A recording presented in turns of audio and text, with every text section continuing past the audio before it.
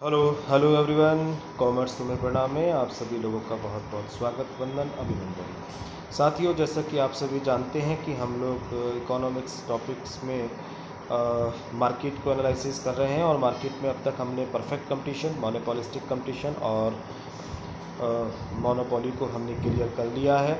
और क्योंकि तीनों बाज़ार हमको एक से नज़र आते हैं, तीनों बाज़ार में स्लाइटली डिफरेंस है और तीनों बाज़ारों में जब तक डिफरेंस हम लोग नहीं करेंगे हमको समझ में नहीं आ सकता। तो आज हम लोग साथियों डिफरेंस देखें जिससे तीनों मार्केट का डीपली एनालिसिस हमसे हो जाए। तो difference between perfect, imperfect and monopoly market. तो देखिए किस तरीके से होता है विद्यार्थियों, देख लेंगे हम लोग यहाँ पर। तो इम्परफेक्ट का मतलब आप लोग यहाँ पर मोनोपोलिस्टिक कंपटीशन मानिएगा, ठीक है। चलिएगा देखते हैं किस तरीके से साथियों, जिस प्रकार से आपका प्रेम स्नेह आपको मिल रहा है इसी तरीके से आप लोग अगर देते रहेंगे तो मुझे बहुत मोटिवेशन मिलता रहेगा। उसके लिए आपका बहुत बहुत आभार, धन्यवाद। देखिए सबसे पहले हम लोग डिफरेंस लेते हैं। ये कह रहा है number of sellers and buyers की बात करें तो देखिए परफेक्ट कंपटीशन में सेलर भी बहुत ज़्यादा होते हैं, बायर भी बहुत ज़्यादा होते हैं। मोनोपोलिस्टिक कंपटीशन में भी बहुत ज़्यादा सेलर होते हैं, बहुत ज़्यादा बायर होते हैं। बट मोनोपोली में एक सेलर होता है और बायर की संख्या ज़्यादा होती है, जब तो मोनोपोली होता है ये। तो क्लियर हो गया होगा, दोनों में लार्ज होते हैं, यहाँ पर भी लार्ज होते हैं। बट यहाँ पर क्या होता है कि यहाँ पर नॉलेज नहीं होती उन्हें बाज़ार की, यहाँ पर बाज़ार की नॉलेज होती है। दूसरी बात, यहाँ पर जो प्रोडक्ट होते हैं वो सब अपनी अपनी क्वालिटी से अलग अलग होते हैं, अपनी कोई विशेषता रखते हैं। यहाँ पर सारे प्रोडक्ट कैसे होते हैं, सेम होते हैं। खैर हम डिफरेंस करें तो आगे आ जाएगा। दूसरा है प्रोडक्ट या होमोजेनियस होते हैं, यानी समरूप होते हैं, एक से होते हैं। यहाँ प्रोडक्ट डिफ्रेंशिएट होते हैं, वस्तु अलग अलग होती है, विभेद होती हैं। यहाँ कह रहा है होमोजेनियस और डिफरेंस, यहाँ वस्तु एक सी भी हो सकती हैं और अलग अलग भी हो सकती हैं। प्राइस की बात करें तो यहाँ पर प्राइस सेम रहते हैं, चाहे इस दुकानदार से खरीदें चाहे उस दुकानदार से खरीदें। और कह रहा है नॉट यूनिफॉर्म, यहाँ पर वस्तुएं एक सी नहीं रहती हैं बिकॉज ऑफ प्रोडक्ट डिफरेंशिएशन, क्योंकि यहाँ पर प्रोडक्ट वस्तु जो है वो अलग अलग क्वालिटी की, अलग अलग वैरायटी की, अलग अलग उसमें करेक्टरिस्टिक्स होती हैं, इसलिए उसके रेट भी अलग होते हैं। ये कह रहा है not uniform because price discrimination का मतलब हो गया कि एक ही वस्तु को अलग अलग मार्केट में अलग अलग रेट का बिकता है वो, तो इस कारण से उसका प्राइस जो है वो मूल्य में विभेद पाया जाता है, मूल्य विभेदीकरण होता है, अलग अलग कीमत वसूल करता है।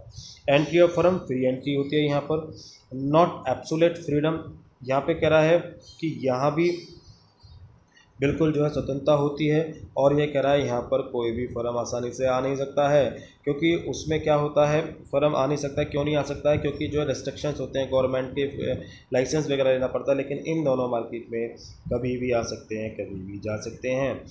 तो कह रहा है knowledge of market condition, perfect knowledge होती है यहाँ पे। जो सेलर और परचेजर होता है वो सब कुछ जानता है। इम्परफेक्ट नॉलेज होती है यहाँ पर भी इम्परफेक्ट नॉलेज होती है। यहाँ भी बाज़ार के बारे में सब कुछ नहीं जानते, यहाँ भी बाज़ार के बारे में सब कुछ नहीं जानते हैं।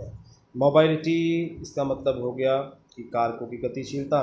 कार्यों की गतिशीलता का मतलब हो गया कि पूंजी, श्रम, साहस और ये जो होते हैं, जो भी प्रोडक्शन जिससे होता है वो एक प्लेस से दूसरे प्लेस पर ट्रांसफ़र हो जाते हैं, क्योंकि सबको एक रेट मिलते हैं और वो चाहते हैं कि हमको ज़्यादा पैसा मिले, इसलिए मोबिलिटी यानी एक दूसरी जगह ट्रांसफ़र होने की कोशिश करते हैं। लेकिन यहाँ पर क्या होता है, इम्परफेक्ट मोबिलिटी होती है। यानी इम्परफेक्ट का मतलब हो गया कि अपूर्ण गतिशीलता होती है। जब उसको पहले से ही ज़्यादा पैसा मिल रहा है, पहले से ही ज़्यादा पैसा मिल रहा है तो वो दूसरी जगह जाना पसंद नहीं करता है। जहाँ एक बार स्थापित कर लिया वहीं जो है वो अपने पूंजी, श्रम, साहस और जो होते हैं इनसे इनको जो है यहीं वहीं पे लगाना पसंद करता है जहाँ पर जो है पहले से लगे हुए हैं। इसी तरीके से मोनोपोली में भी इम्परफेक्ट मोबिलिटी होती है।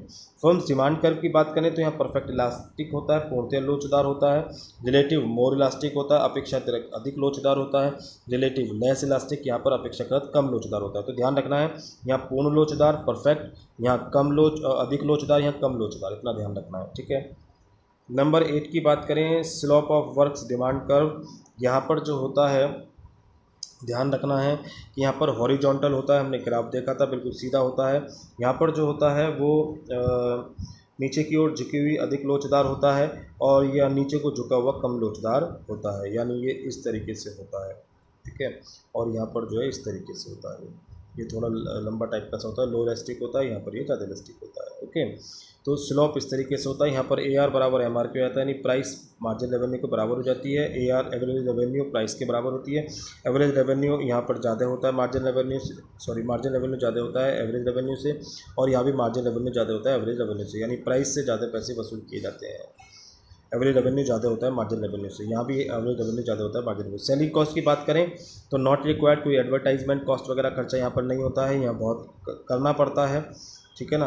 यहाँ पर जो है बहुत ज़्यादा करना पड़ता है विक्रय, वेरी सिग्निफिकेंट, क्योंकि हमें अपने प्रोडक्शन को बताना है कि किस तरह का माल हमारा ज़्यादा अच्छा है, तो इसलिए हमको एडवर्टाइजमेंट करना पड़ेगा। यहाँ पर कोई ज़रूरत इसकी नहीं होती, क्योंकि अकेला बिकने वाला होता है, लेना ही पड़ेगा कस्टमर के बाद।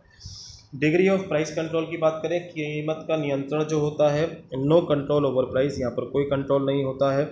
जो भी होता है डिमांड एंड सप्लाई के थ्रू ही रेट डिटर्मिनेंट होता है, जो एक बार हो जाता है उसी के आधार पर होता है।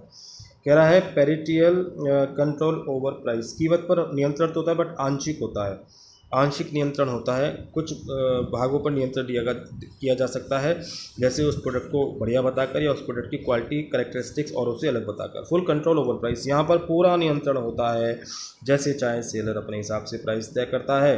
Level of profit in the long term, long term में नॉर्मल प्रॉफिट होता है, यहाँ नॉर्मल प्रॉफिट होता है, यहाँ एक्स्ट्रा नॉर्मल प्रॉफिट होता है।